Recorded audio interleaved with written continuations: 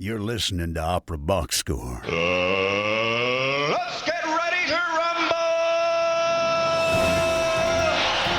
Wherever you are, however you're listening, it is America's talk radio show about opera. It is Opera Box Score. We're not taking Labor Day off this weekend. The rest of the team's been picking up the slack for me. I'm doing them a solid. We got a show this Labor Day, not just any old show. It's a Labor Day double header. Composer and performer Missy Mazzoli goes inside the huddle with us to talk about the upcoming production of The Listeners, which opens at the end of September at the Academy of Music with Opera Philadelphia before coming to Chicago. And then in what I think is our first ever designer on the OBS, lighting designer Christine Binder also goes inside the huddle with me.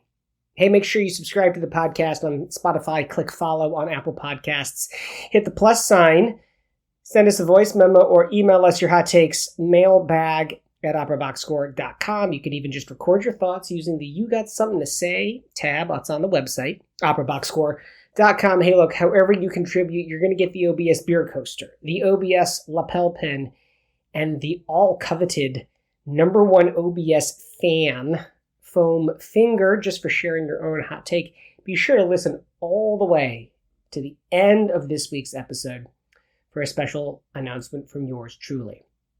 A little bit of sports talk to kick us off. College football season finally here. Thank you, Lord. The White Sox, of whom I'm not a fan, aiming for their worst record ever. So there was nothing to watch there. Finally, we're back into college football. So let me just get this straight. You all know I'm a huge Michigan Wolverine fan, so obviously I'm going to hate on Ohio State. But here's the thing. It's been much hyped that Ohio State has spent $20 million in the past year getting the right gear, the right people, the right players, the right staff, basically so they can finally end a 3-game losing streak to Michigan and beat Michigan on the Saturday after Thanksgiving. $20 million is what they've spent. First of all, I shudder to think how many opera productions I could do for $20 million. But more importantly, here's the thing. Michigan's expectations this season are lower than last year, right? We are coming off a national championship win. It is virtually impossible in the 21st century to have back-to-back national championships wins. Yes, it's been done. I get that. But it's very, very unlikely. Secondly, with Harbaugh going to Los Angeles, and as much as I love new coach Sharon Moore, we all knew that this is not going to be the same Michigan team with the same Michigan results at last year. Here's what I say to Ohio State and head coach Ryan Day. A fool and his money are soon parted. Wasn't that Benjamin Franklin? They spent $20 million to stick it to a Michigan team that obviously wants to win that game against Ohio State. Why would they not? But that is money that is not being well spent. This is a Michigan team that will obviously end up above 500, will probably lose some games along the way, and yes, probably will lose to Ohio State. $20 million? Was that really worth it? Let's talk some opera. Huddle up. Let's go inside the huddle. Composer and performer Missy Mazzoli has this week to talk about The Listeners. It's her new opera with a libretto by Royce Vavrek. Commissioned by the Norwegian National Opera. It was supposed to be part of the Opera Philadelphia season, which got canceled by COVID. It was done in Oslo after being bumped out of that Opera Philadelphia season. Now making its North American premiere in September at Opera Philadelphia, and then as a co-commission and co-production with Lyric Opera of Chicago. It's going to be right here in Chicago in the spring. I'm super excited about that. We kick it off with her talking about The Listeners being commissioned on the heels of the opera from 2016, also with Royce Vavrek, Breaking the Waves.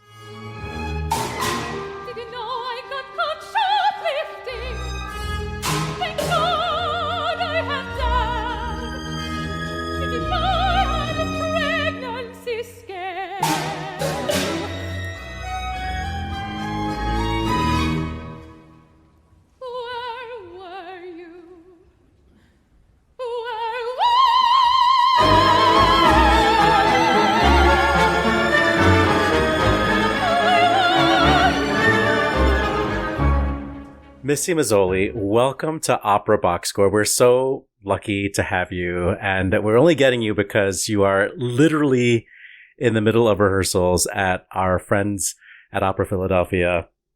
The show opens next month. You have like a good 4 weeks of getting this show under Opera Philadelphia's feet. So we will talk about the listeners, but thank you so much for joining us. Thanks for having me. So, Missy, I would love to hear the story about having the listeners commissioned on the heels of that success of Breaking the Waves. So can you tell me a little bit about that? Sure. Yeah. So 8 years ago, oh my gosh, it seems like yesterday and also like a million years ago, but in 2016, I premiered Breaking the Waves, which was also a collaboration with my longtime collaborator, librettist Royce Favrick. And it went really well. It really felt, was just a turning point in my life, no exaggeration. And the company was very happy. And then on the last day, David Devan called Royce and I into his office and said, "What do you want to do next?" And we were like, "Something big." And then that, eventually over, it's taken 8 years with some pandemic delays, but that became the listeners. And it was incredible because Opera Philadelphia put no restrictions. It wasn't like, oh, we want you to do another Lars von Trier adaptation. We want you to do another film adaptation. It was just like, what's next for you? Let's support it. So that's how this was born. Can you talk a little more about how sort of you found the story of the listeners? Talk to us about that. Yeah. So, okay. After I'd done a lot of adaptation, well, a lot, like 2 adaptations. So Breaking the Waves was an adaptation of a movie. My next opera, Proving Up, also with Royce Favrick, was an adaptation of a Karen Russell story. And so The Listeners is the opera that followed. And I was thinking, okay, opera's greatest destiny cannot be just to adapt stories that have already been told. Adaptations are great. I'm in the middle of another one with Lincoln and the Bardo, but there has to be some story that needs to be an opera first. And I was just very interested in what that meant. I didn't have a clear idea of what it meant to have a story exist as an opera first. So Royce and I posed that question to the writer Jordan Tannehill, who we had known through his plays, and his book, Theater of the Unimpressed. He's, this insanely young, he's like in his early 30s now, like very prolific Canadian writer. And we posed to him, Jordan, what story would you write if you knew it was going to be an opera first? And he was very excited and went away and came back with actually like 4 different little mini stories that were, no more than a page long. And one of them was a very early version of The Listeners. So we were like, that's it. That's going to be the next opera. And then we said, okay, can you flesh this out a little more? Jordan went back, created like a 7-page story. And then it becomes really, I think, very interesting because then Royce took that story and made the libretto, and that's sort of one branch of the family tree that then became the opera. And then Jordan liked the story so much that he turned it into a play and a novel, and now it's being turned into a TV show, which will be out also this fall on BBC, one of the BBCs, BBC 3, 4, I don't know the difference, but one of Pick the a number, we'll find it. Yeah. We'll find it. So it just I was really excited. Like it kind of worked out exactly as I had hoped it went beyond my greatest dreams. I thought, if this opera is a success, you could adapt it into all these other things. And it's all happened like within a couple of years. That's so incredible. So it's incredible. Most people who are listening to the show, unless they live in Oslo, will have no idea what The Listeners is about. Can you just give us sort of like the elevator speech for the plot? Yes. Great question. Before I keep talking about it and no one knows it. So The Listeners, as I mentioned, is an original story that Jordan Tannehill wrote. And it takes place in contemporary times. It's a present day story in a southwestern US suburb. So it's undefined, but I always picture like a suburb of Las Vegas, like somewhere that is on the border of the wild and just overly irrigated land that has been turned into like cookie cutter subdivisions.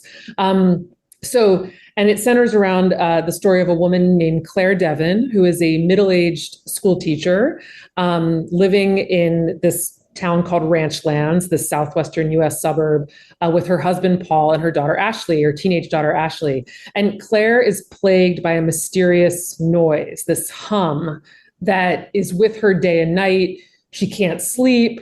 It starts to interfere with her job. She eventually loses her job. It's interfering with her marriage. It's basically this noise is ruining her life. And she finds a support group in town for people who hear this noise. And she thinks, oh my gosh, I'm not the only one. One of her students actually tells her about this support group, this young student named Kyle. So her and Kyle go to this support group in the home of Howard Bard, who is a very charismatic man in his 60s, who is there, ostensibly to support people who hear this noise. So fast forward to Act 2, and the self-help group takes on increasingly cult-like dimensions. And Howard is played by the amazing Kevin Burdett. Claire is played by the amazing Nicole Heaston. So Howard leads the group in these increasingly strange rituals. So on stage, the chorus of Opera Philadelphia is turned into this cult. And they're led in this amazing choreography by Raja Feather Kelly, our incredible choreographer. And so the rituals become increasingly strange, and Howard's behavior becomes increasingly erratic.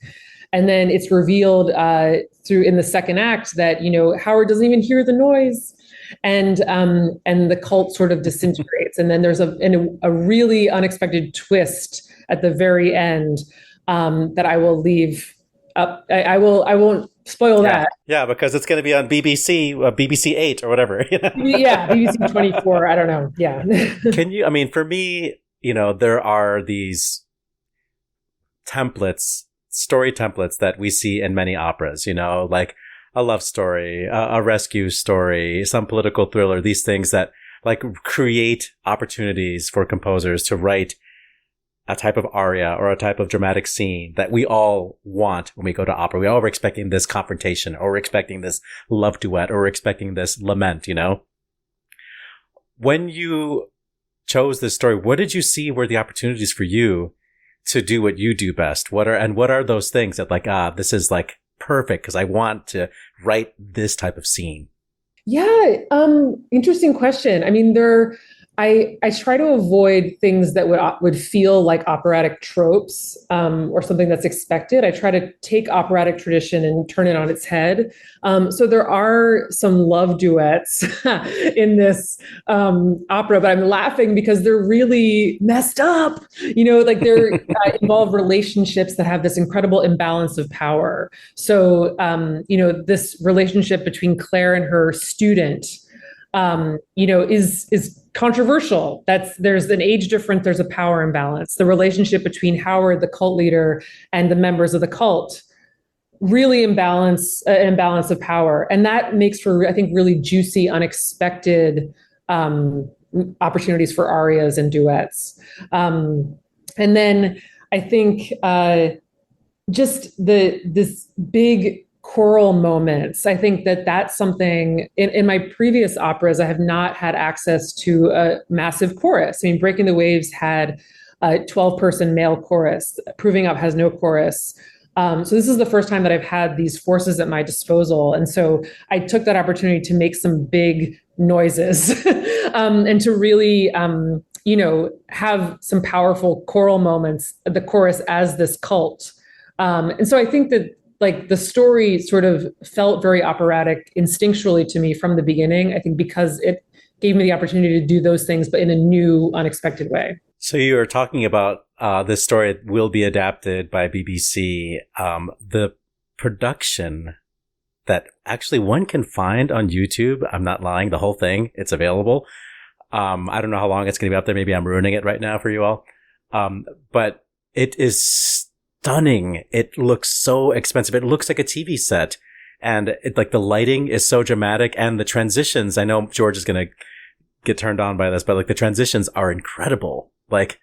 You're working with the stage director. What was the collaboration with set designer and stage director for this? Because it's really a captivating show.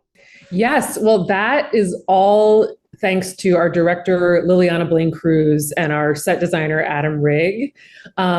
They work together. The two of them work together a lot. And we actually met Liliana through Adam, who has been the set director, the set designer for Breaking the Waves and Proving Up. But I feel like this opera gave them both the chance to really go wild. I mean, again, it's a massive work. There are like, I don't even remember how many principals, a lot. And then there's this massive chorus. And it takes place in, 2024 America.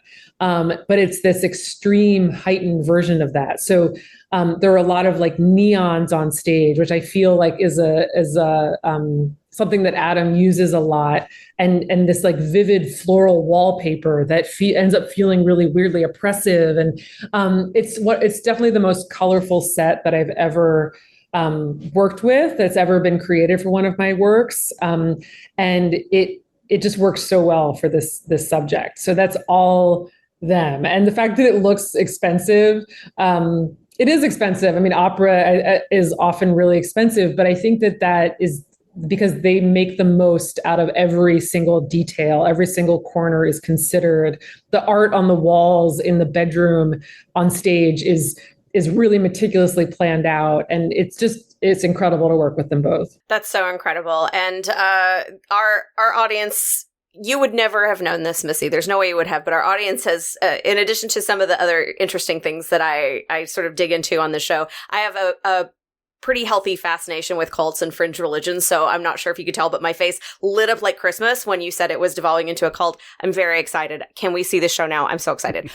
So let's talk about the show. Let's talk about sort of what's been your experience with this Oslo audience. How have they responded? What are some of the things that you've been getting from them? Yeah. So when the show premiered pretty much exactly 2 years ago in Oslo, it was supposed to premiere in Philadelphia, but pandemic, blah, blah, blah, Yep. Here we are.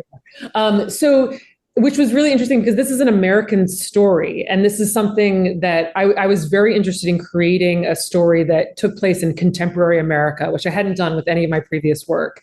And was responding to sort of the things that are in the zeitgeist right now. So, the power of charismatic leaders,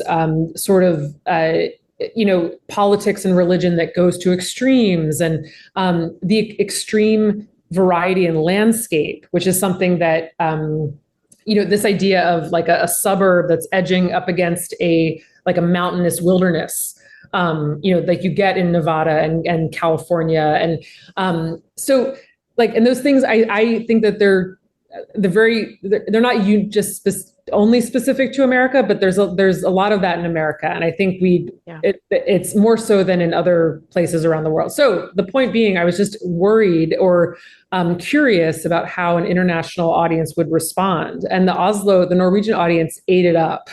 And I think that again, is a testament to Liliana and her ability to sort of bring out these universal themes. So this idea of, being under the sway of charismatic leaders, or this sort of idea of loneliness and seeking community in this unexpected or extreme way, is actually a universal theme. And she was able to lean into that in a way that made sense to a foreign audience.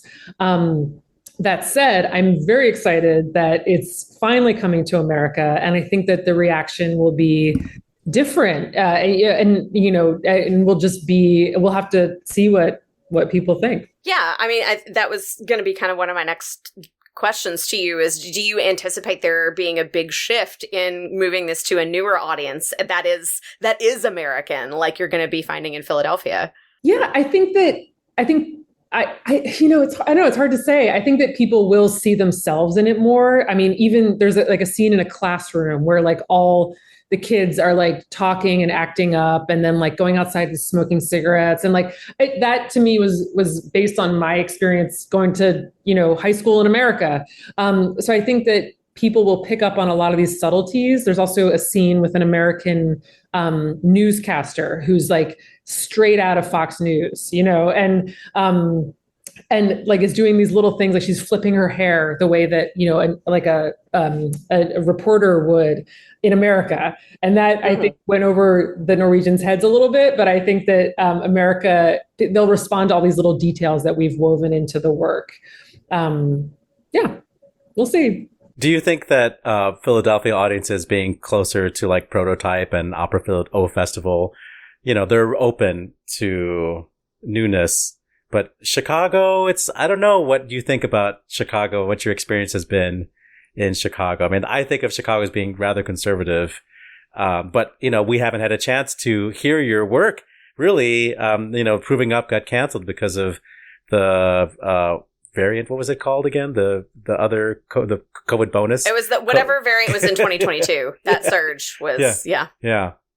Well, I mean, I was composer in residence with Chicago Symphony for 3 years, and also like very much during the pandemic. So I feel like I was a little bit thwarted there, but still, you know, I really fell in love with Chicago through that experience and was able to program a lot of chamber works at the Harris, worked with a lot of Chicago-based composers, and it was really, I loved it. And I actually found the audience were very open.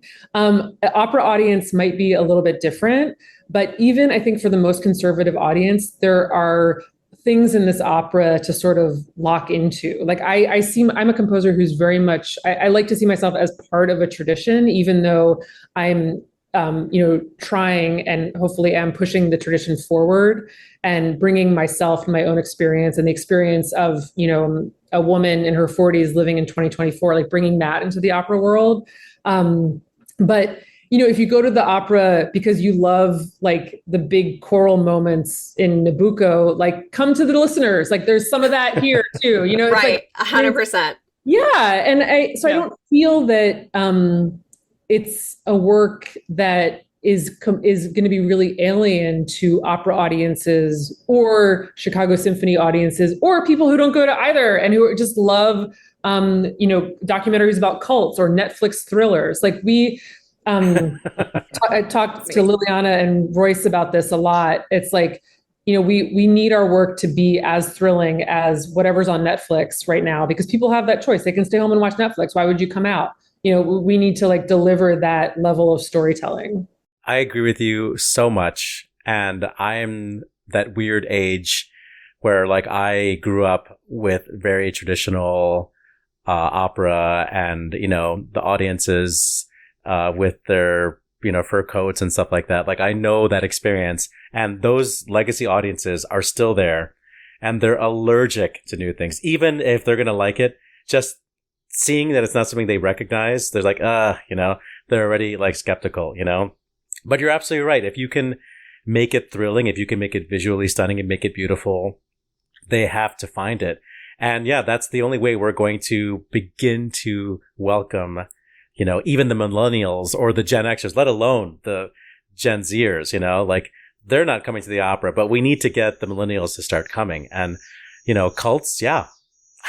Well, you've sold me. It's something that we speak about a lot on this show and our conversations about sort of where the art form is now and where it's going. You know, one of our biggest competitors is the couch, because we went through a big period where the couch is where we got most of our entertainment from because we were all in our homes and then we were able to leave our homes. But man, that couch is right there and we have, you know, medium after medium that we can consume from right there. So it's like, any sort of live performance, the first competitor that you have is the couch. And so I really appreciate you thinking about it that way and sort of understanding that, like, what are we going to be doing that's interesting enough to get people off those couches out of their homes and to come and see this great piece of performance art? Yeah. And I think that maybe I'm just like, you know, wildly optimistic here, but I mean, I don't think that, I think there may be going to be some people who only want to go and hear works that they know intimately already. Sure. And if you're truly like that, there's nothing I can do.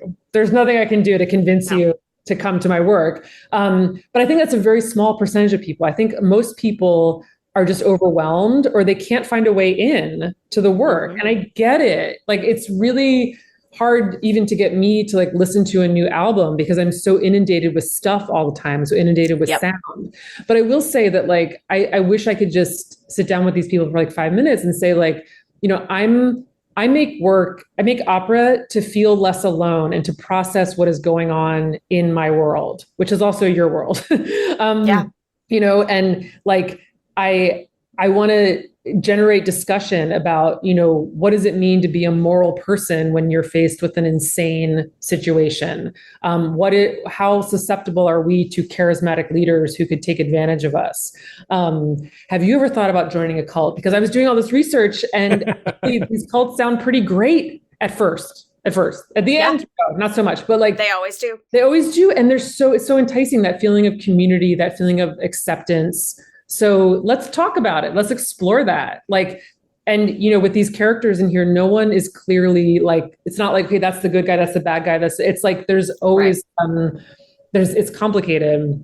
And so I want people to come and then like debate, like, oh, do you think that this person was corrupted? Do you think this person had good intentions? Like, I don't know. So I'm just trying to like make sense of the world and talk about it with people and feel less alone. So like, come join me with that and just take a risk and we'll have a drink at intermission. If you don't like it, I'll buy it.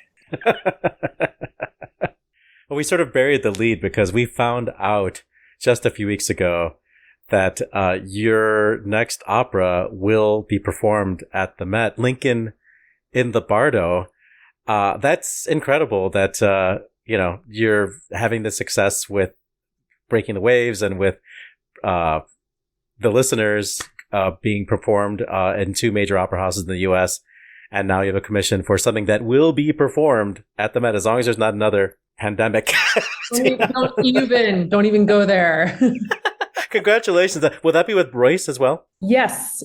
So Royce has written the libretto, and Liliana Blaine Cruz will actually also direct it. So it'll be much of the same team that is doing the Listeners will be working on Lincoln in the Bardo as well. And it's my understanding that it will also be performed at LA. Any other companies that have already signed up for this show? No, for now it's just the 2, but that'll be in 2026. So spring of 2026 in LA, February of 2026 in LA, and then October of 2026 at the Met. Wasn't Lincoln in the Bardo one of the New York Times best books of the 21st century? Yes. So George Saunders, the author, actually had 2 books on that list. It was Lincoln in the Bardo and then 10th of December, his short story collection. Yeah, I was happy to see that. I mean, it's obviously I love the book, you know, shocker. So. But you were already working on this before that list came out. Oh, yeah. We've been working on it for years, you know, and even like, especially during the pandemic, I was holed up with Royce in upstate New York at a friend's house, and we would Zoom with George and just talk about the novel. So it was this a really incredible moment in which to be developing it. But I'm actually almost done writing it. So, you know, any day now. Okay. Well, that was a teaser for 2 years from now, dear audience. Missy Mazzoli, it's been great to meet you, and we're so excited to hear Philadelphia's reaction to the Listeners in September, but we're going to get it ourselves here in Chicago in the spring. Thanks for being our guest on Opera Box Score. Thank you so much for having me. It's so fun.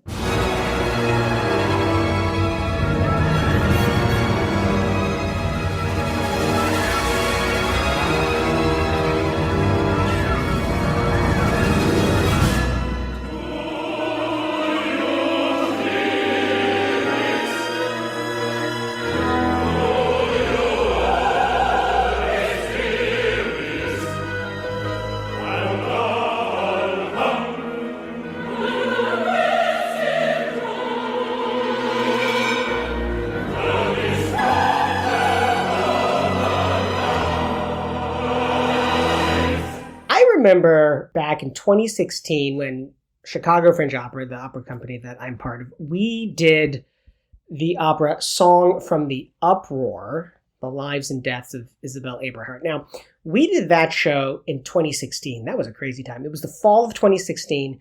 At the same time, the Cubs won the World Series, and then Donald Trump got elected. But here's the thing. So by 2016, Missy Mazzoli was very established. And although we were doing Song from the Uproar, the 2012 piece, by 2016, she had written with Royce Vavrick Breaking the Waves. And she was already a hot commodity. She came to Chicago for Chicago Fringe Opera, for a little storefront opera company, and saw one of the performances, had a pre-performance chat with the audience. That sort of gratitude, that kind of generosity has followed her through production after production, including Proving Up, which of course was supposed to be at Lyric Opera of Chicago, was canceled because of COVID. And now you see this not only in the Listeners, but also in the next two productions coming up at the Met, Lincoln in the Bardo, and then the Galloping Cure in 2 years' time with Scottish Opera, San Francisco Opera, and the New Orleans Opera in Sweden. Sports talk, by the way, I'll connect it to Missy Mazzoli. Now that she lives in New York, right? But so connected to Philadelphia, she probably feels compelled to say she's a fan of the Phillies and the Eagles. I don't want to put words in Missy Mazzoli's mouth, but I'm going to say this, Missy, it's okay. It's okay to hate the Phillies. It's okay to hate the Eagles. Lots of us in Chicago do it, and we do it well. One postscript to that interview, of course, the news that Missy Mazzoli couldn't make at the time when she went Inside the Huddle with Ashley and Oliver was that Opera Philadelphia had announced its Pick Your Price ticket announcement, the program which allows audience members to pick any seat for any show for $11. I think it needs a bit of a different name. I don't think the name is super sexy, but the principle behind it is fabulous. And get this, according to Anthony Roth Costanzo's social media handles, within the first 48 hours of the announcement, the box office sold almost 5,900 tickets. 64% of those were first-time buyers. So that means in 2 days, they sold half of all of the available tickets for the entire season and garnered over 150 individual gift donations made by those people purchasing tickets. Something is working in Philadelphia, as much as I hate to say it. Something is working there, and it's impressive. Opera Class. Sports Radio Crass. This is Opera Box Score. Christine Binder is the chair of design and technology at DePaul University in Chicago. She's also the head of lighting design. Chris has designed in Chicago and all around the country, including Lyric Opera of Chicago, Chicago Opera Theater, San Diego Opera, New York City Opera, Pittsburgh Opera, Houston Grand Opera, as well as Theater an der Wien in Vienna, in addition to hundreds of plays, as well as others opera houses I just mentioned. She's been nominated for Jeff Awards with her work with Court Theater, Northlight Theater, and the Looking Glass Theater Company, where she's an artistic associate. So great to have Chris on the show. Finally, we get a designer, and our conversation started about, here's this thing called light, which is completely ephemeral. We can see it, but we can't really touch it. Maybe we can feel the heat of it, but we can't touch it. How does something like that move somebody like her? So as a lighting designer, there are properties of light that we manipulate all the time, right? And color is one of them. Color is the property that we connect most significantly to emotion and just kind of the feeling of things. So for me, especially when I'm doing an opera, for me, it's about cueing into first of all, the overarching sound of the music, and whether it's melodrama or comedy, the difference between, Figaro and Onegin, right? Like two hugely different operas. And that Onegin that I'm doing actually again in April, we're doing it in Canada. That play has some really beautiful melodic, like the first act is so beautiful. That music is so gorgeous. And the set the set for the opera is really very simple. It's just white plastic walls, a white raked floor, and that's pretty much it. And like tables and chairs are brought in and things like that. Is this the one with the leaves as well? That was at Lyric? Yeah. Lyric a couple times. Yeah. Robert, it's Robert Carson's production? Maybe Yes. not. Okay. Yeah. No, it is. It is. Yeah. And now Peter McClintock is directing that. He's the one that I've gone out with. For a while, Paula Swazi took over, but then she's at the Met now, and now it's Peter. And we have a great time. We have a great time doing this. We've done it in a bunch of cities, but so cueing into the emotional quality of the music is really important and really kind of directs, how broadly sweeping should the light feel?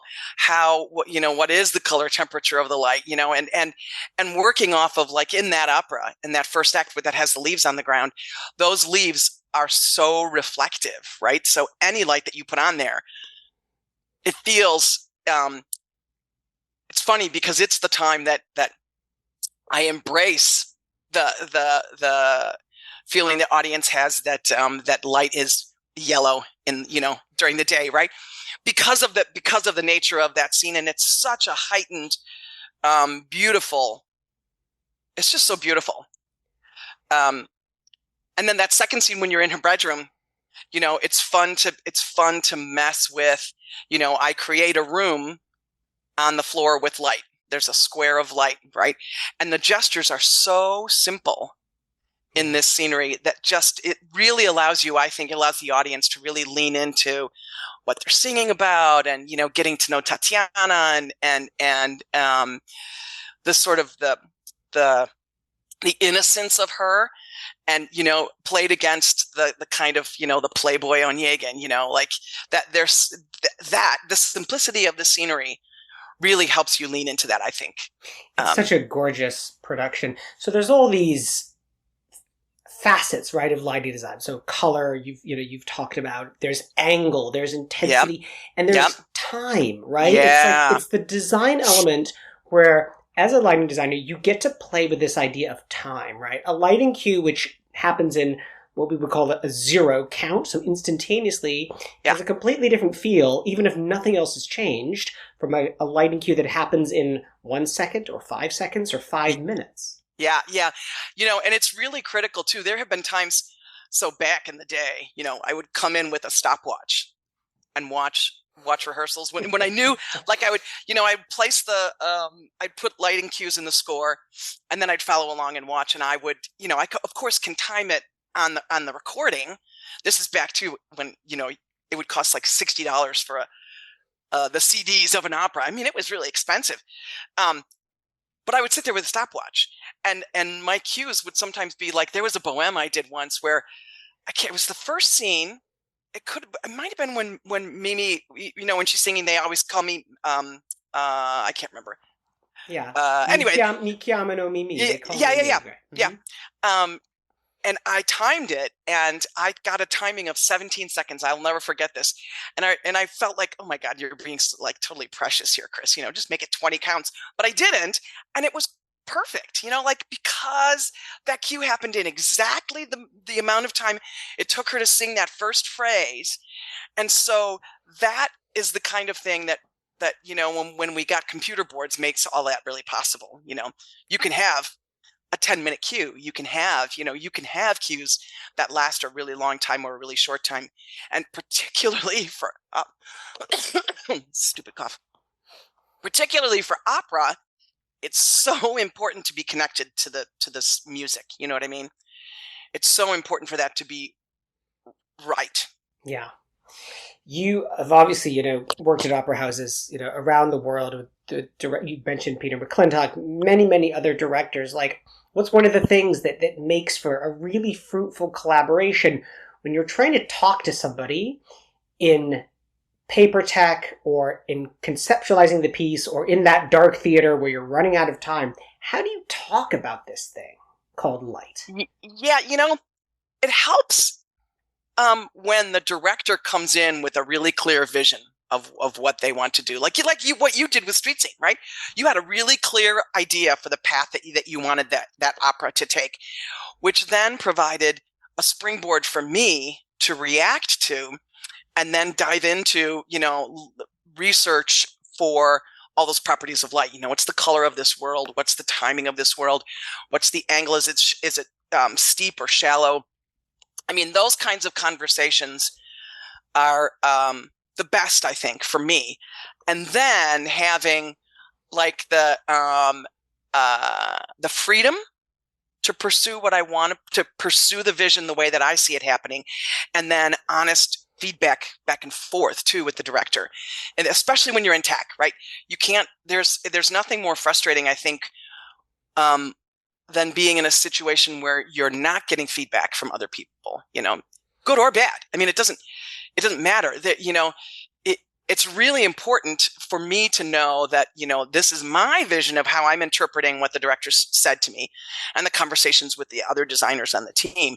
But it's really important for me to know that what I interpret as following through on those conversations is also what everyone else interprets as following through on those things. There was one show, a set designer that I worked with a lot. And we would often have sort of artistic, conflict. And I often felt like, there's a thing when you're building light cues that sometimes if someone chimes in too early and you're not done, it can be frustrating. Just a second, hold on. I need a couple more minutes to build this. Well, we got into it at one rehearsal. And we were both sort of like, like, well, that's not what we talked about. Well, I know. Well, just give me a chance. And we went back and forth for a while. And then on break, we were really good friends, still are good friends. And at the break, we both went, hey, man, I'm sorry. That was like, both of us were like that. But it's those kinds of conversations and challenges to me that make me a better designer, because I think I've interpreted this correctly, if no one else is reading it that way, then I have to fix it, And that is what can be often difficult about being a designer, especially I think for those arts like the disciplines like lighting, sound, and projection, because you're really doing the bulk of your work in front of God and everybody, like set designer can visit the shop, costume designers, is like those disciplines are different, and they have lots of opportunity along the way to fix and judge, and lighting designers don't necessarily have that kind of capability, although now there are visualizers, right, and we can do a lot more because of technology, but you're still essentially building it right in front of everybody. Absolutely. I try and explain this to my students in design as well, which is like, lighting, it takes time, and as you say, Chris, you're in the room, in the big house, everybody's waiting and watching, and the speed, it comes back to time, the speed at which the tech progresses in some ways relies on like how fast that person is just programming. Like, well, and those kids who play video games, like they're on it. Yeah. It also it depends too on how well prepared you are. If you're really well prepared, it should be kind of a no-brainer. But then there's also this really cool thing about lighting. Hold on. Which is that more often than not, this happens. You start the opera, right? You're building the cues, and all of a sudden, you make all of these organic discoveries along the way. Suddenly a light that you expected to use in one context, you discover looks really nice right here and really helps sell this story. So then you end up having to go back and fix what you've already done because now you've made this discovery, and so you need to go back and bring that in. But that's part of what's really fun about lighting too, is that you in the same way that the performers make discoveries in their rehearsal room, this is kind of like the tech rehearsal for lighting designers. I think the tech rehearsal is a place where you can really make a lot of organic discoveries. And there are lots of different kinds of directors that work in a ton of different ways too. Like there are directors who have not only a clear vision, but tell you exactly what to do, like, Robert Wilson comes to mind. I was just going to say that. And it was really funny too, because when he directed Alceste and Jennifer Tipton did the lighting, gorgeous. I mean, it was just gorgeous, visually stunning. But any time that a new light was added, he would have the designer bring it up to, he'd say 22%, 38%, 43%. But he'd go all the way in really weird increments, all the way up to full and then back down, back out for every single light. And then he would say, bring this up at this level. This is the time for the cue. And so, that's one way to work. And in many ways, young designers have a really hard time with that. They really have a hard, because they feel like, I didn't get to make the design decisions. And to me, and I have worked with directors like that. And at first it is a little off-putting, but then I started to think of it, well, you know what? My job's easier then. I'll just have to interpret and extrapolate my own thoughts and ideas into this as best I can. But there's no, if this is the way the director works, that's the way they work. Let me circle back then to your students. Obviously, you've traveled the world designing and continue to do that, in addition to being the chair of the design and technology program at DePaul and the head of the lighting design program there. What's like a common, I'm not even going to call it a mistake, a common challenge that you see from like student designers or lighting design in Chicago storefronts, whether it's theater or opera? What's like one thing that you see that coming a mile away? So here's one thing that's really, really common. First of all, students, you overuse color, like really go way too saturated and way too. I had one student who the design had literally every color in the rainbow, and I just kind of said, "Okay, what do you, John Colbert used to say to me when he was chair, he would say, you know what, because I asked him how he advised, and he said, I just made sure that they had enough lights to light the show. And then I advise them on, like if I think they're making a color choice, for example, that's not going to work the way they want it to. I tell them that, but I let them choose it, because there's no greater teacher than having to change something. You know what I mean? But so color is one thing that they often do. They go like way overboard on. The other thing is kind of what I was saying before a minute ago. They have an idea that Act 1 is going to be this, this, and this. And Act 2 is going to be this, this, and this. And I've often had to say, okay, it's great. You're in tech, right? And that they have like this, this angled front light and backlight for Act 1, and then just side light and backlight for Act 2, right? And that's their deal. And you're watching the tech, and I say, but I can't see their faces. So why don't you kick in a little bit of that front light that you said you were only going to use for Act 1? But that's my Act 1 idea. I was like, yes, that's true. You can use it more deliberately and brighter in Act 1, but for Act 2, we need to see their faces. So you need to pump a little bit of that in there.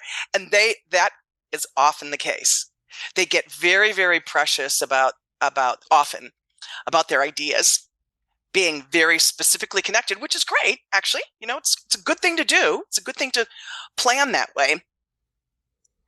But as someone once said to me, there's no front light like front light. You know what I mean? Like if you can't see their faces, I swear you can't hear them. I was watching the Democratic National Convention a couple of weeks ago, and I kept thinking of you because there was this certain level of spectacle that runs on, a certain level of scale. And I thought, like, what would Chris Binder do to this? Like, it is really, there is a lot of spectacle to it. There's also TV film is so different than theater, right? Theater, we can get away with, slightly more sculpted, shadowy things for scenes that are really serious and really, sort of dangerous, right? We can get away with that, particularly in those smaller storefront theaters. The closer the audience, the more that you can get away with that. But in TV film, the idea is no shadows, right? You don't want any shadows on the face, but you still have to like sculpt the body. You still have to pull the body away from that blue background of the Democratic Convention, right? So all of that is still really important, but the way that you accomplish it is much different. When we would do some of my favorite moments at the Lyric was when we would broadcast on TTW the opening nights. We did that with Cleopatra. Catherine Malfitano was Cleopatra, and Michael Jurgen did the set. It was this really cool mirrored floor, raked floor, like really cool. And Dwayne Schuler, the lighting designer, was out in the truck, watching on the television screens, and I was in the theater. And it was really a huge challenge to make sure that the audience in the theater was getting the same kind of show that all the designers had designed, but that the audience at home could see it. If we hadn't supplemented the lighting with a flatter front light and constant follow spots, the audience on television wouldn't have been able to see it, experience it in the same way. So it was a cool balance of being able to, first of all, be really calm whenever I'd get on the headset with Dwayne and be, yeah, hey Dwayne, what's up? How's it looking? Blah, blah, blah. And he would say something, and he would say, we need more, blah, blah, blah, blah. I'm, totally calm on the headset with Dwayne. And then we'd get up and go, oh my God, more follow spots. And we'd be like, all 4 follow spots, all on Catherine now, So it was a really fun kind of, the adrenaline at working at the Lyric was always one of my favorite parts of the job, period, hands down. Well, once again, you were ahead of the curve, right? Because now that makes me think the Met in HD broadcasts, which started back in 2008, and all of the retrofitting of the lighting cues they had to do to make sure those could play in movie theaters. Yeah, it's really, really different. And you go through these huge like color tests, and they would, put the chip charts on stage, and we were always changing color in face light, and changing or adding flatter angled lights.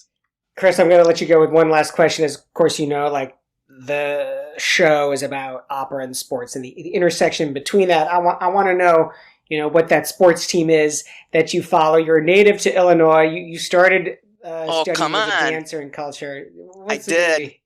It's the Bears, for crying out loud. I also, a huge Cubs fan. So when they were in the World Series, my husband was from Cleveland. Oh dear. And so it was Indians and Cubs. Like we could, whoever won, we were going to be happy. Although we were both really, really rooting for the Cubs.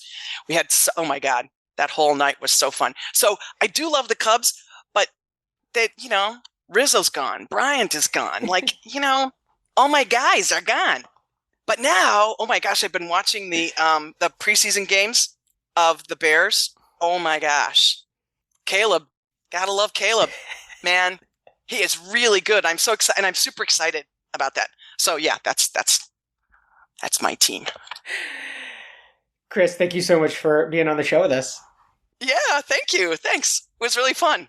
Thanks so much to Chris Bender for going inside the huddle and talking about the ins and outs of design. Let's wrap this show up. Good call. Bad call. On Opera Box Score. Good call, bad call, how we always take it home with you. And, well, you tell me if this is a good call or a bad call. I'm going to be honest with you folks. We're wrapping up season 9, and it is time for yours truly, George Cedarquist, to hang up the headphones and retire. I adore this crew of people that I make this show with. I adore ranting about opera week in and week out. It is time for me to put my money where my mouth is and move over to a purely executive producer sort of role. Yes, Opera Box Score is continuing.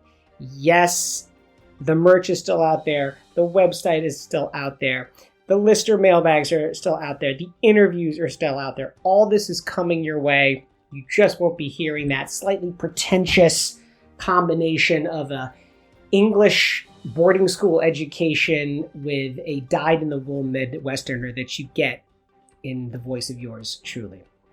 If there's one thing you do for me as I sign off on the airwaves with my last show being the season 10 opener, it's to like and subscribe to the show, to spread the word about what this is, and to try and help us all continue the conversation about opera.